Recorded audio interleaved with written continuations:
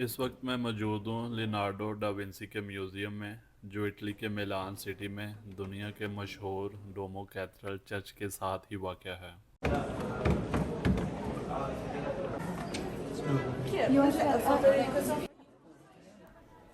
Leonardo da Vinci की बात करें तो ये एक ऐसा बासलाहियत शख्स था जिसे बैक वक्त में बहुत से अलूम हासिल थे। आर्ट, साइंस, इंजीनियरिंग और एनाटॉमी की फील्ड में लियोनार्डो डा विंसी की बहुत सी कंट्रीब्यूशंस हैं। लियोनार्डो डा विंसी 15 अप्रैल 1452 में विंसी के एक स्मॉल टाउन में पैदा हुआ और 2 मई 1519 में 67 साल की उम्र में फ्रांस में फौत हुआ। लियोनार्डो ने अपनी ज़िंदगी का आखिरी साल फ्रांस में गुजारा, जहां इसे फ्रांस के किंग ने काम करने और रहने के लिए फ्रांस में इनवाइट किया था।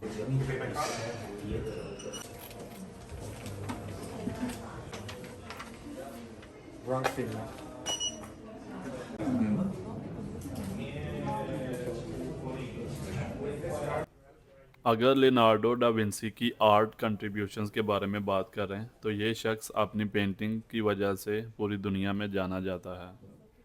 इसकी मशहूर पेंटिंग्स में मोनालिसा और द लास्ट सुपर जैसी मास्टरपीस पेंटिंग शामिल हैं, जिनकी वर्थ मिलियंस डॉलर में है। ये भी कहा जाता है कि 1962 में मोनालिसा पेंटिंग को 100 मिलियन यूएस डॉलर में इंश्योर्ड किया गया था। अगर इन्फ्लेशन को एडजस्ट करके आज की एस्टिमेटेड वैल्यू देखें तो ये तकरीबन 900 मिलियन से लेके 1 बिलियन यूएस डॉलर बनती है। मोनालिसा पेंटिंग को फ्रांस की गवर्नमेंट ओन करती है। आज भी ये पेंटिंग फ्रांस में लॉवर म्यूज़ियम में डिस्प्ले की हुई है।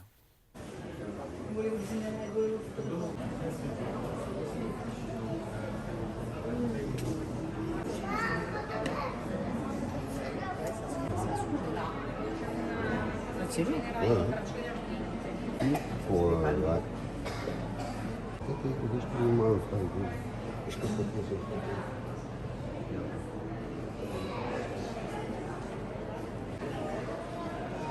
Ouais, les tuyaux.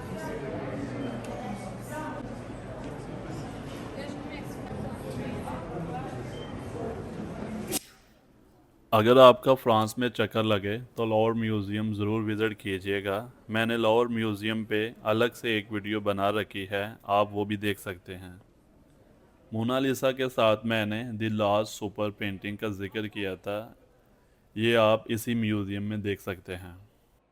इनके इंजीनियरिंग के डिज़ाइन आज भी फ़ौजी दफाई तमीरात के लिए हवाले के तौर पर इस्तेमाल किए जाते हैं।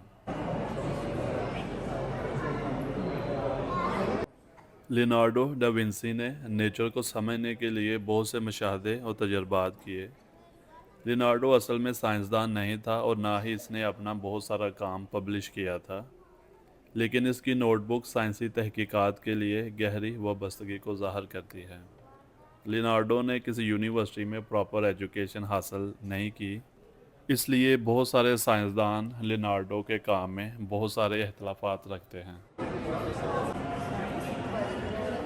साइंस और इंजीनियरिंग की फील्ड में भी इसकी बहुत सी कंट्रीब्यूशंस हैं, जैसे physics and mechanics, aviation projects, anatomy of the human body, metrology and hydrology, architectural design और बायोलॉजी एंड बॉटनी।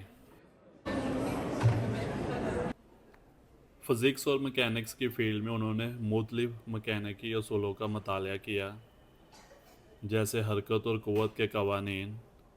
उन्होंने मुख्तलिफ मशीनों के हाके बनाए, जिनमें गियर सिस्टम, ब्रिज डिज़ाइंस और वाटर लिफ्टिंग डिवाइसेस शामिल हैं।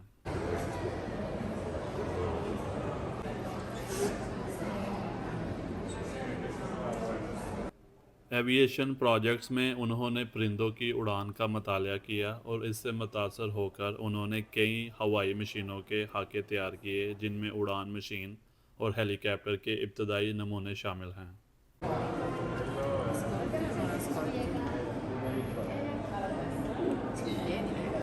एनाटॉमी की फील्ड में लियोनार्डो ने इंसानी जिस्म की सात और इसके मुख्तलिफ निज़ामों के बारे में तफसीली मुताला किया।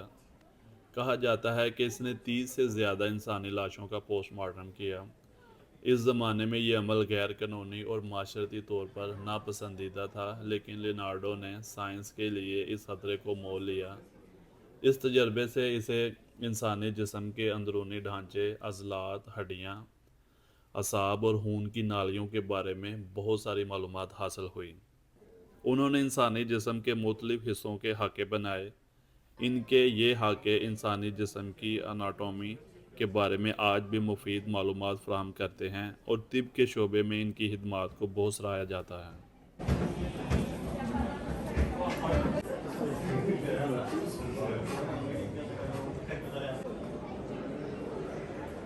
मेट्रोलॉजी और हाइड्रोलॉजी में उन्होंने बादलों की तश्कील, बारिश के अमल और पानी के बहाव के असूलों का मताला किया। इनकी तहकीक ने आबी साइंस और मौसमियात के बारे में अहम मालूमात फ़राहम की। आर्किटेक्चरल डिज़ाइन में उन्होंने इमारतों के डिज़ाइन, ब्रिजेस और किलों के तमीराती मंसूबे बनाए। मेरे साथ अगर आप नई नई चीज़ें एक्सप्लोर करना चाहते हैं तो चैनल सब्सक्राइब कर लें और बेल आइकन प्रेस कर लें ताकि मेरी आने वाली हर नई इन्फॉर्मेटिव वीडियो आप तक पहुंच सके।